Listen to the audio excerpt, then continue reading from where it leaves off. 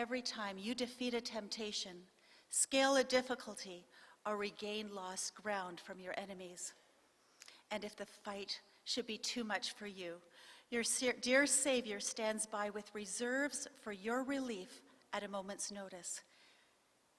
His very heart leaps within him to seek the proof of your love and zeal for him in all your combats. He will not forget your faithfulness. And when you come off the field, he will receive you as joyfully as the Father received him upon his return to heaven. Mom,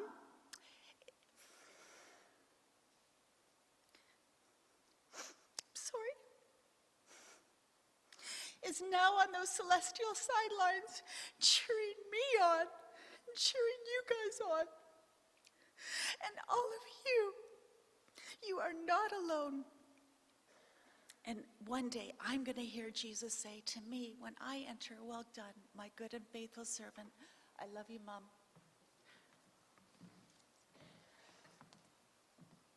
Can you imagine growing up in this family?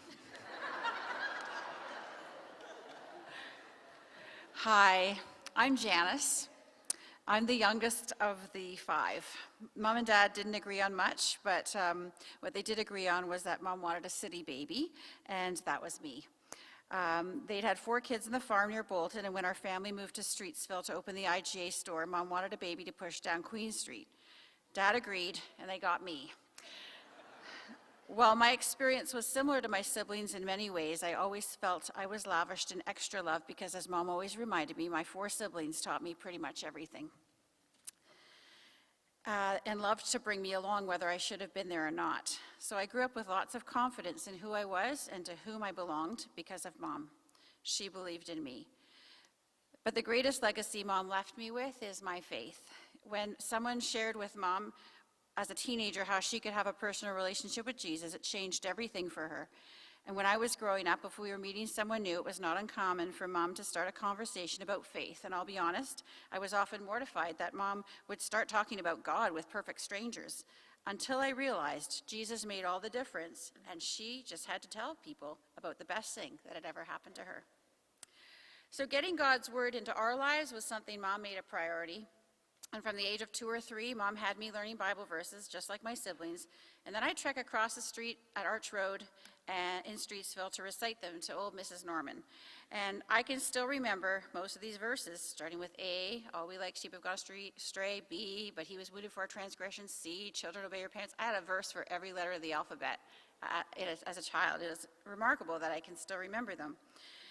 But that shows the value of memorizing as a child. She also wanted us to hear great speakers, and it was not uncommon for her to drive us, or me especially, because I was often the youngest, so I was tagged along a lot of places to go hear Howard Hendricks in Buffalo, or I got tagged along to a conference in Kansas City in 1983 with 20,000 college students, and I'm in grade 9. And I got to hear someone like Bill Bright, who started Campus Crusade, say, "Don't ask God to get you through university, but to use you while you're at university, even if it means staying an extra year." And as a 13-year-old, that inspired me so much that I actually left the Christian school and went to my public high school to help start a Christian club. And it was because of Mom that we were inspired to do so many unusual things as young people. Being other-minded was something that Mom taught me. She said, because I was alone a lot in high school, they'd moved out, especially during the school year. Mom would often encourage me to spend less than 30 minutes in the morning getting myself ready. She says, make yourself cute so you can feel good about yourself, and then you don't have to think about yourself all day, and you can focus on others. It actually works.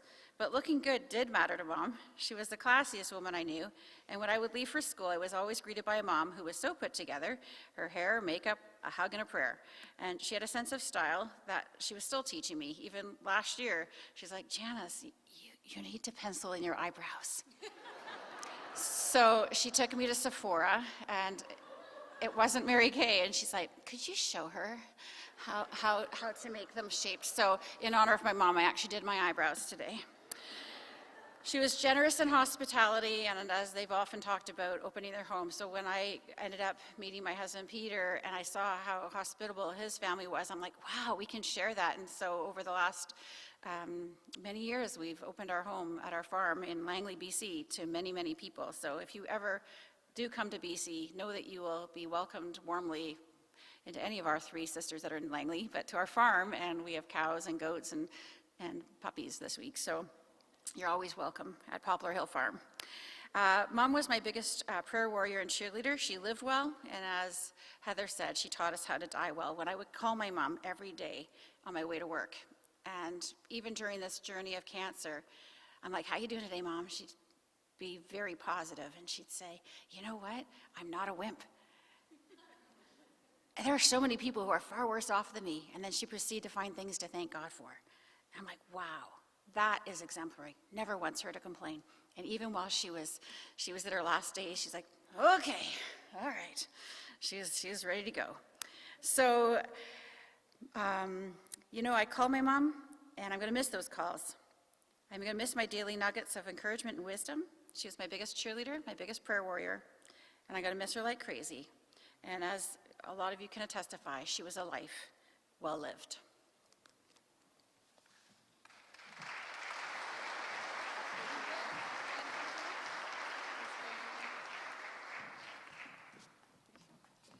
Well, Randy's coming up. I just want to say, you guys, we have not seen some of you for 20, 30, 40 years. Please keep in touch. We don't have your emails. Can you reach out to us and give us a number or email so we can keep in touch with you? Thank you.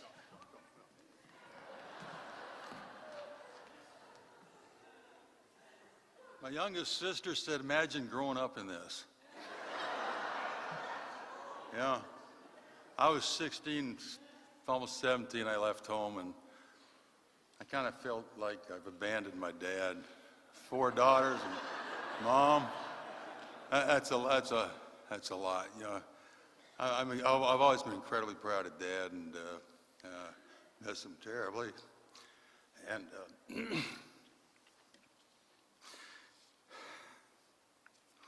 and miss Mom. Anyway, I just want to clarify a couple things. Heather's talking about Mom's car that she loved, the Lexus. I mean, not many people here can drive a Lexus. Let me tell you a story behind this Lexus, though. It's actually my mother-in-law's hand-me-down. Mom flew down to the south, down in Birmingham, Alabama, where I live now, and came down for Thanksgiving. Ended up buying my mother-in-law's used car. She drove that car back to Canada by herself. It's an 18-year-old car.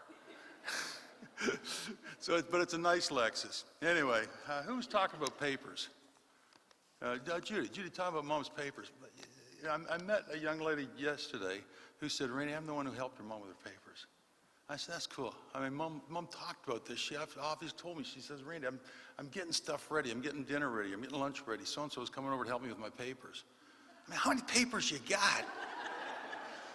You know, but the true story about the papers, I came home for a visit one time. This is about a year ago. And Mom handed me a file folder of papers. And that wasn't personal stuff. It was like a bank statement. It was a credit card, something. It was something from the power company. It was this, insurance. She handed me a stack of papers, asked me to go through it. I went through it, and I gave her back an empty folder. And I had the other papers over here. She said, it's empty. I said, I know. Let's get rid of these. Let's shred them. She said, okay. But let me go make a copy first.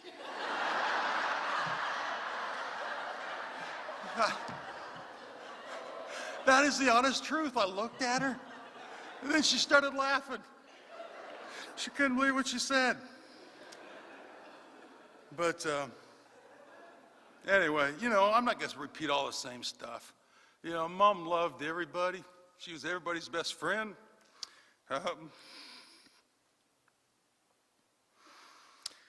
But anyway, out of respect for my mom and my dad, out of respect for my mom and dad, I want to thank my 4 sisters. Carolyn's the one who lives here. Carolyn lives close. She worked, helped Mom. You know, the last 4 months, Mom went down. My sisters did so much stuff that I could not do. I was kind of proud and said I wouldn't do it. I couldn't do it. And I'm so grateful for all they did and all they did for me. So I just want to publicly thank them for what they did. Mom was unique. You know, I heard Mary Kay. I heard chocolate. Let's go down the list. Personal alarms. Help me out, people. Shackley, Amway. What? Magnets? Oh, my gosh. You know, hey, socks? Healthy socks? No. Power socks or something? I mean, energy socks, coffee, AMs, PMs. Oh my gosh. Anyway, listen, I love Mom. I'm making fun right now. She's unique. I was 8 years old going door to door taking orders for Amway LOC soap.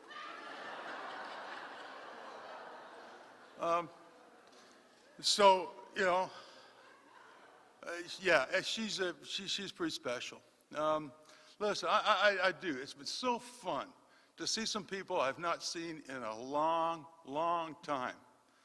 You know, I see some friends that, you know, we camp with, Dad love, friends of Dad's and Mom's, my family, my cousins. I got cousins flew in from Vancouver and Victoria and all over the place. I'm hoping people can stick around, and if I had a chance to see you, please stick around. We can meet for coffee. We're going to have a few minutes right afterwards. I'm going to really close. I'm going to ask Randy Fulton, her brother-in-law, to come up and just close this evening out, this afternoon out. We've been here a long, long time. And as my sister said, no, this is our only chance. So anyway, I'm closing. Thank you.